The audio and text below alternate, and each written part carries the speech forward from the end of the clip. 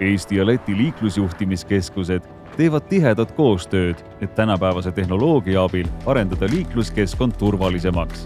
Elektroonilised liiklusmärgid võetakse laialdasemalt kasutusele mõlemas riigis. See suurendab liiklusohutust ja vähendab ajakulu nii Tallinna ja Tartu vahel liigeldes kui ka Lätis Lietseme maanteel.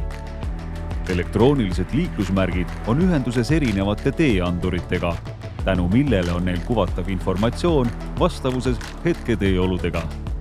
Oluline on teada, et elektroonilised märgid on samaväärsed tavaliste liiklusmärkidega. Elektroonilised märgid kuvavad kiirusepiiranguid, hoiatusi teeolude kohta ja muud informatsiooni, mis on juhtidel oluline.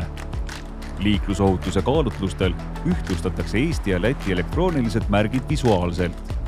Uute märkidega teelõikudel on suur liiklussagedus ja need ühendavad Euroopa idapoolseid regioone Tallinna ja Riia sadamate ning logistikakeskustega. Kui ilmaolud on rasked, siis märgid hoiatavad juhte teepinnaseisu muutuste eest.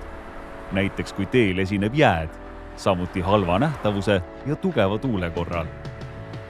Heade ilmaolude korral võimaldab nutikas tee tõsta kiirust kuni 110 km/h. Elektroonilised märgid kuvavad juhtide jaoks ka muud olulist informatsiooni, nagu ajakulu sihtkohta jõudmiseks, teetemperatuuri näite ja hoiatusi käimasolevate teetööde või ummikute kohta eesoleval lõigul. Tallinn-Riia projekt jätkab digilahenduste tutvustamist Eesti ja Läti maanteedel.